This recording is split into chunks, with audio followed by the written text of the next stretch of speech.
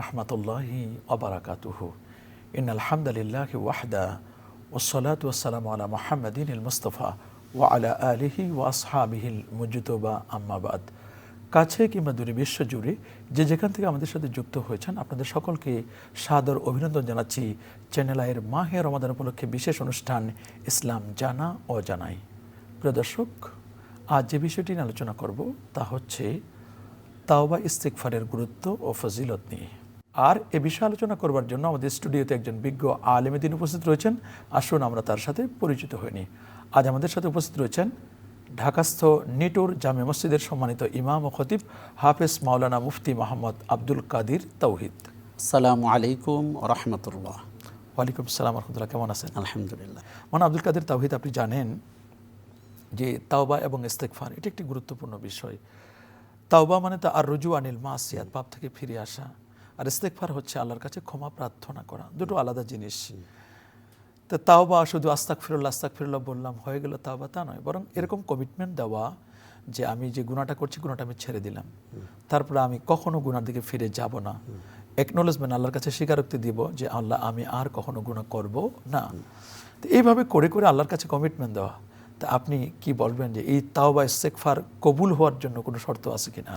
জি, ধন্যবাদ আপনাকে, ধন্যবাদ সম্মানিত দর্শক শ্রোতাদেরকে। অত্যন্ত গুরুত্বপূর্ণ একটি বিষয় হলো জীবনের, মোমেন জীবনের যে তাওবা। এজন্য প্রিয় নবী হজরত মুহাম্মদ সাল্লাল্লাহু আলাইহি ওয়াসাল্লাম মাহে রমাদানে যে আমলগুলোর কথা বিশেষভাবে নির্দেশ দিয়েছেন তা হলো লা ইলাহা ইল্লাল্লাহর জিকির এবং তাওবা ইস্তেগফার। যে প্রিয় নবী হজরত মুহাম্মদ সাল্লাল্লাহু আলাইহি ওয়াসাল্লাম প্রতিনিয়ত এই তাওবা এবং ইস্তেগফার করেছেন। এবং আমাদের একটি দোয়াও কিন্তু সবসময় থাকে যে আল্লাহ তুমি আমাকে মৃত্যুর আগে অন্তত তওবাটা নসিব করে দিও। এটা কিন্তু প্রত্যেক মুমিনের একটি চাওয়া থাকা প্রয়োজন, কারণ আমাদের প্রতিনিয়তই কিন্তু গুনাহ হচ্ছে। সেটা চোখের গুনাহ, কানের গুনাহ, জবানের গুনাহ, হাতের গুনাহ, পায়ের গুনাহ, কি গুনাহ নেই? সেটা সগীরা হোক কবিরা হোক, সেই গুনাহগুলো আমরা প্রতিনিয়ত থাকি। তো এই গুনাহ থেকে বাঁচার কিন্তু উপায় হলো এই তওবা করা। এই জন্য নবীজি সাল্লাল্লাহু আলাইহি ওয়াসাল্লাম বলেছেন কুল্লুকুম খাত্তা, যে তোমরা প্রত্যেকেই গুনাহ করবে, গুনাহ করো, এটাই স্বাভাবিক, কিন্তু সেই গুনাহগারই হচ্ছে উত্তম যে তাওয়াবুন, প্রতিনিয়ত গুনাহ করার পরে সে তওবা করে ফেলে। এই জন্য আমাদেরকে এই তওবাটা অত্যন্ত গুরুত্বের সাথে করা দরকার। আপনি যেমনটি বলতেছিলেন যে তওবা মানে হলো, অনেকে বলে তওবা তওবা তওবা, এই যে মুখে হাত দিয়ে 3 বার বলা, এটা দিয়ে তওবা হয়ে যায় না। তওবা হলো অন্তরের ব্যাপার, আর যে ফিরে আসা, যে আমি জীবনে যত গুনাহ করতাম। এবং আরেকটি ব্যাপার হলো তওবার মূল বিষয় হলো যে পিছনের যত গুনাহ আছে, যত প্রকারের গুনাহ আছে, সকল প্রকার গুনাহ থেকে ফিরে আসার নাম হলো তওবা। এই ক্ষেত্রে আমাদেরকে লক্ষ্য রাখতে হবে যে এখন মাস্তাতাতুম, নবীজি বলেছেন যে তোমরা যে ইস্তেগফার করো এর মধ্যে আল্লাহর কাছে কমিটমেন্ট করলা, কিন্তু এর মধ্যে একটা শব্দ আছে যে মাস্তাতাতুম, তোমার পক্ষে যতটুকু সম্ভব তুমি তওবা করো, করার পরে তুমি চেষ্টা করো যে তুমি আর গুনাহর দিকে ফিরে যাবে না।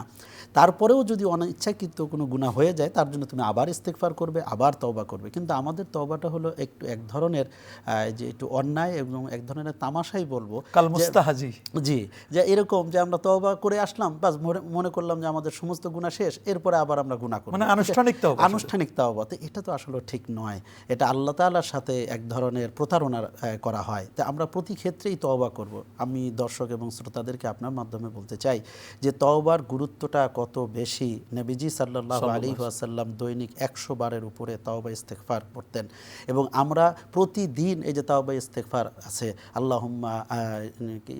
আল্লাহুম্মা আনতা রব্বি লা ইলাহা ইল্লা আনতা খলাকতানি ওয়া আনা আবদুকা ওয়া আনা আলা আহদিকা ওয়া ওয়া'দিকা মাসতাতা'তু, এই যে লম্বা একটি তাওবা আছে, এটা সাইয়্যিদুল ইস্তেগফার। এটা দিনের অংশে যদি কেউ পড়ে, আল্লাহ রাসূল বলেছেন সে ওই দিনে মারা গেলে দাখালাল জান্নাহ, সে জান্নাতে প্রবেশ করবে। তাহলে এই যে ইস্তেগফারের যে একটা চর্চা, সেটা কিন্তু আমাদের মনের মধ্যে একেবারেই আসে না। আমরা গুনাহ করি হর হামেশা। আমাদের জন্য একটা জিনিস, শয়তানি একটা ওয়াসওয়াসা আছে, সেটা হলো আমরা মনে করি যে এখনই কেন তওবা করে ভালো হতে হবে, আমাদের আরও তো সময় পড়ে আছে। সে আল্লাহ তো বলেইছেন যে যে কোনো সময় তওবা করলে আল্লাহ মাফ করে দিবেন, কাজে এখনই কেন, আমি যা উপার্জন করার করে নিই, যা করি এক সময় এসে আমি তওবা করে ভালো মানুষ হয়ে যাব, ভালো হয়ে যাব। কিন্তু আল্লাহ পাক রব্বুল আলামিন এটাও নিষেধ করেছেন যে না, যে হাত্তা ইযা জা আহাদাকুমুল মাউত, যে এমন সময় তোমাদের মৃত্যু চলে আসলো, যখন তোমাদের মৃত্যু যখন তোমাদের সামনে চলে আসবে তখন তোমাদের এই তওবা কোনো কাজে আসবে না। মৃত্যু দেখার মরার আগে তওবাটা তোমার জন্য কাজে আসবে। কিন্তু হাত্তা ইউগারগারা, হ্যাঁ, যখন তোমার মৃত্যুটা চলে আসবে, যে এখন তো আমি মৃত্যুবরণ করবো, তখন তওবা, ওই তওবা কখনো আল্লাহ তাআলা কবুল করবেন না। যেমন যে মুসা আলাইহিস সালামের সময় ফেরাউনের তওবা কিন্তু আল্লাহ তাআলা কবুল করেননি। তো এই ক্ষেত্রে আমাদেরকে সচেতন থাকতে হবে, এখন ওই মুহূর্তটা আমি পাবো কিনা, এই রমজান মাস চলে যাচ্ছে, আমি আগামী রমজান পাবো কিনা এটা কিন্তু আমার জানা নেই। গত রমজানে অনেক মানুষ ছিলেন, এই চ্যানেল আয়ের অনুষ্ঠান দেখেছে, কিন্তু আজকে তিনি নেই। আমরাও আগামী রমজানে থাকবো কিনা আমাদের জানা নেই। অতএব আজকে সম্মানিত দর্শকদেরকে বলবো, এখনই সময়, এই পবিত্র মাহে রমজান আমাদের থেকে বিদায় নিয়ে যাচ্ছে, আমরা এখনই আল্লাহ তাআলার কাছে তওবা করব, জীবনের সমস্ত গুনাহগুলোকে যে সামনে নিয়ে, যে আল্লাহ, জীবনে আর কোনো দিন গুনাহ করব না, এই রমজান যদি আমার জীবনের শেষ রমজান হয়, তুমি আমাকে তোমার ওলিতে রূপান্তরিত করো। এজন্য এই তওবার মধ্যে থাকার জন্য আমাদেরকে মনে রাখতে হবে যে অতি লোভ এবং দুনিয়ার অতি চাহিদা, এই জিনিসগুলোকে ছাড়তে হবে, অল্পে তুষ্টি আমাদেরকে রাখতে হবে, এবং সদা সর্বদা আমাদেরকে আল্লাহর স্মরণ রাখতে হবে। যে যখন আমরা বেশি বেশি আল্লাহর জিকির করব, সূরা আল ইমরানে আল্লাহ তাআলা বলেছেন, আল্লাযীনা ইযা ফাআলু ফাহিশাতান আও যালামু আনফুসাহুম যাকারুল্লাহা ফাস্তাগফারু লিযুনুবিহিম। এই আয়াত যখন নাজিল হয়েছে, তখন শয়তান তারা একেবারে পেরেশান হয়ে পড়েছে সবাই, যে আল্লাহ, এই আয়াত নাজিল হলো, তাহলে এই আয়াত পড়ার পরে যেই ব্যক্তি পড়বে সে তো সবসময় তওবা করে ফেলবে, সে তো গুনাহমুক্ত হয়ে যাবে। তখন শয়তানের দোসররা বলল যে ওস্তাদ, আপনি কোনো চিন্তাই করবেন না, কারণ আমরা তাদেরকে তওবার কথা ভুলিয়ে রাখবো, আমরা তাদেরকে বলবো যে আরও অনেক সময় আছে, আমরা তাদেরকে নানান রকমারি জিনিস দিয়ে আমরা এমনভাবে তাদেরকে আচ্ছাদিত করে রাখবো যে তারা তওবা করার কথা মনেই করবে না, এই আয়াত যে এত গুরুত্বপূর্ণ এটা তারা মনেই করবে না। এখন আমরা কিন্তু সেটাই দেখি। এই রমজান চলে আসতেছে, আমাদের কত, এই করোনা গেল, কত ধরনের রোগ, কত মানুষ আমাদের থেকে বিদায় নিল, কিন্তু আমাদের সেই অন্যায়ের পথ কিন্তু আমরা এখনো ছাড়তে পারি। এই যে ইস্তেগফার আমরা করব, ইস্তেগফারের কোনো শব্দ আছে কিনা বা কোনো সময় আছে কিনা? একটা তো আছে যে ওয়াবিল আসহারি হুম ইয়াস্তাগফিরুন, সাহারির সময় ইস্তেগফার করলে আল্লাহ কবুল করেন। হ্যাঁ, এই ইস্তেগফারেরও একটা সময় বলতে, এই যে তাহাজ্জুদের সময় মনটা নরম থাকে, ওই সময় আমরা ইস্তেগফার বেশি বেশি করতে পারি, ওই সময় আমরা আল্লাহর কাছে তওবা করতে পারি।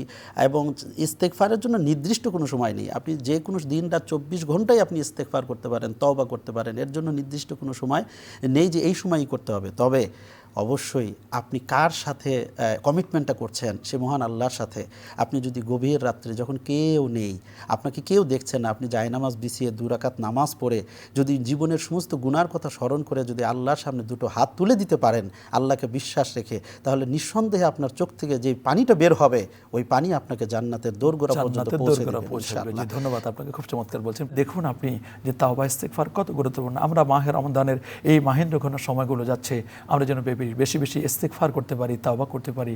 আল্লাহ তাআলা আমাদেরকে তাওবা করার, ইস্তেগফার করার তৌফিক দান করুন। আল্লাহ আমাদের সবার জীবনের গুনাহগুলোকে মাফ করে দিন। রব্বানা যালামনা আনফুসানা ওয়া ইল্লাম তাগফির লানা ওয়া তারহামনা লানাকুনান্না মিনাল খাসিরিন। সুবহানা রাব্বিকা রাব্বিল ইজ্জাতি আম্মা ইয়াসিফুন ওয়া সালামুন আলাল মুরসালিন আলহামদুলিল্লাহি রাব্বিল আলামিন। আমিন। ওয়াসসালামু আলাইকুম ওয়া রাহমাতুল্লাহি ওয়া বারাকাতুহু।